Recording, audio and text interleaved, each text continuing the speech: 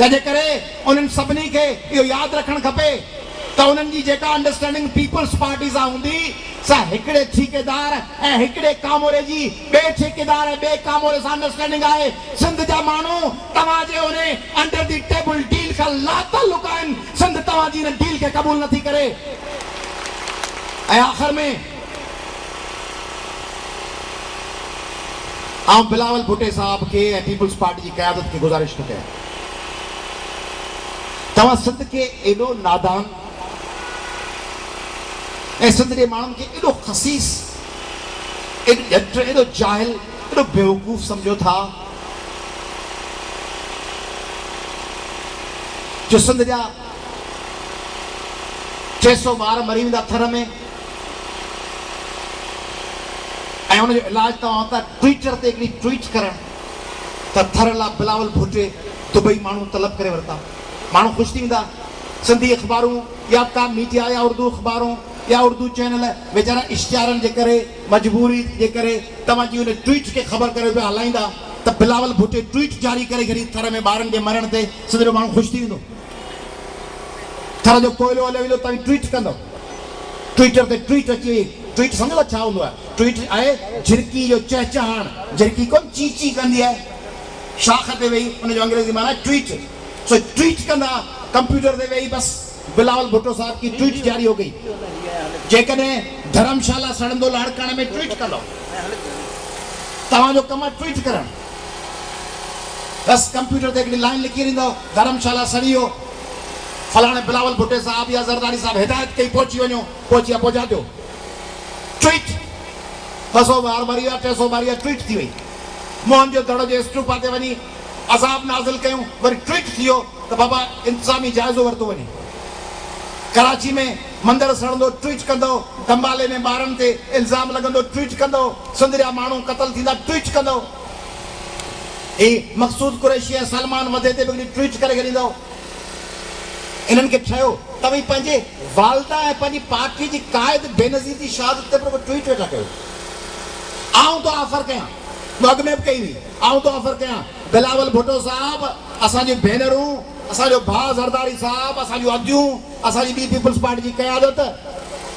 असांखे यादि आहे त जॾहिं ॿिटो निज़ाम हो तॾहिं क़ाइम अली शाह साहब अची हैदराबाद में मूं ते तक़रीर कई हुई ऐं चयो हुई त हिकिड़ो सिंधी लीडर वियो आहे इस्लामाबाद में रेल में लहण शर्त, अञा ॿिटो निज़ाम पढ़ियो ई कोन अथसि ऐं हुन में चयो असीं रद्द था कयूं।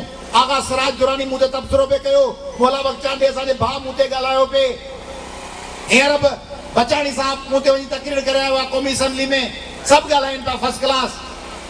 उन्हनि ॻाल्हाइणनि खे तव्हां जेके छॾियूं था, असीं त तव्हांखे आश कयूं अचो वफ़ाक़ी सरकार ते पाकिस्तान जे अदालती निज़ाम खां मुतालबो करण लाइ त शहीद बेनज़ीर जे कातिलनि खे गिरफ़्तार कयो वञे। ॿिए सिंध में कोन था निकिरो डप जे सूरा, असीं त 22 मई ते गोलियुनि में वञूं था, तव्हीं डप जे सूरा के लाइ निकिरो कोन था। बिलावल हाउस जे ॿाहिरां अची तॾो विछाए बुख हड़ताल ते वियो पंहिंजी क़ाइद बेनज़ीर लाइ। आऊं ऐं अवामी तहरीक तव्हां सां बुख हड़ताल में अची शरीक थी। बिलावल हाउस जे ॿाहिरां त भला निकिरी वियो त बेनज़ीर भुट्टो ऐं शहीद मुर्तज़ा ऐं शाहनवाज़ जे कातिलनि खे गिरफ़्तार कयो।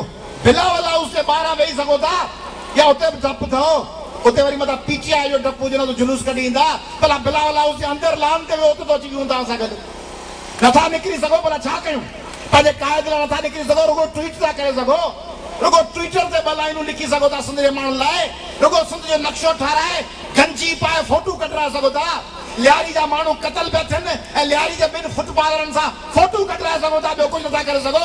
असीं लियारी में वोट वठो तव्हीं गोलियूं खाइण वञूं असीं, ऐं तव्हीं रुगो गंजी पाए सो बि फोटू कढाइण लाइ बिलावल हाउस जे अंदरि वेंदो। इहा आहे तव्हांजी सियासत। तंहिंजे करे इम्तिहान आहे क़ौमी अवामी तहरीक जे हर कारकुन जो। ऐं आउं सिंध जे माण्हुनि खे अपील कंदुसि ऐं तव्हां सभिनी खे अपील कंदुसि त सिंध में क़ौमी अवामी तहरीक कहिड़े गस ते आहे सो तव्हां ॾिठो आहे। तव्हां ॾिठो नवाब शाह जे रस्तनि ते, मूंखे नवाब शाह जे दोस्तनि ॿुधायो मुर्तज़ा वारनि, महबूब वारनि, लगारी साहबनि लाल खान ऐं ॿियनि ॿुधायो जॾहिं नवाब शाह पहुतुसि मूंखे चयूं साफ़िन चयो आहे दोस्तनि उते जे सिविल सोसाइटी चयो नवाब शाह में तव्हीं आयो छा आया साहब जी मोहब्बत सिंध रैली कई अथव नवाब शाह में आयो छा पोइ जॾहिं नवाब शाह में रैली हली त पोइ वरी उन साहब खे वठी आयो दोस्त खे उन चयोसीं पहिरीं मूं चयो त नवाब शाह में आयो छा हाणे आउं चवां थो त नवाब शाह में आयो ई तव्हीं तव्हां सखर जे रस्तनि ते ॾिठो तव्हां जोईअ जे रस्तनि ते ॾिठो तव्हां कंबर शदाद कोट जे रस्तनि ते ॾिठो गुज़िरियल 3-4 महीननि में तव्हां नसीराबाद में ॾिठो तव्हां सॼे सिंध में ॾिठो त क़ौमी अवामी तहरीक कीअं सिंध जे माण्हुनि जो आवाज़ बणिजी पई अचे तंहिंजे करे आउं उन्हनि सभिनी दोस्तनि खे जेके अॼु हिकिड़ो नओं हौसलो खणी हिते गॾिजा आहिनि उन्हनि खे बि गुज़ारिश थो कयां ऐं उहे दोस्त जेके छठी छमाई मेले वांगुरु कलंदर लाल शहबाज जे मेले वांगुरु साल में ॿिए साल हिकिड़ो दफ़ो वैन जे भाड़े जो चंदो ॾेई पाण खणाए अची पहुचंदा आहिनि ऐं पोइ हुतां यादगिरियूं खणी उन्हनि यादगिरियुनि जे सहारे आईंदे 2 साल गुज़ारींदा आहिनि वरी 2 सालनि खां पोइ यादगिरियुनि जी मुठ भरे हड़ भरे वरी ईंदा आहिनि वो लतीफ़ साईं वारो जेको बैतो त लॻी लॻी वाओ विया आंगड़ा ढकिजी त जवाबु मिलियो पई खणे पसण कारण पिरीअ जे ते जेके पसण कारण पिरीअ जे पिया आहिनि वाह कायदिन करा पलीअ साहब खे सलाम थो पेश कयां अब पलीअ साहब खे तव्हीं सभु सलाम भला हथ त मथे खणो पलीअ साहब खे सभु सलाम पेश कयो था हा ठीकु आहे हाणे पलीअ साहब 88 सालनि जी उमिरि में ऐं बीमारी में टाइफाइड में जेको कमु करे पियो उनजे चौथे हिसे जेतिरो जंहिं कमु कयो आहे उहो हथ खणे सलाम त सॼो ॾींहुं पलीअ साहब खे पेश पिया कयो उनजे 87-88 साल उमिरि जे चौथे हिसे जो कमु त पाण कयूं तंहिंजे करे आउं तव्हांखे आख़िर में अयाज़ जे लफ़्ज़नि में इहा अपील कंदुसि त पाण जहिड़ा वाणियो पाण जहिड़ा वाणियो छा लाइ ईअं लाचार रहो छा लाइ डिॼो छा लाइ लिखो आ कुड़म मथां केॾो न झुको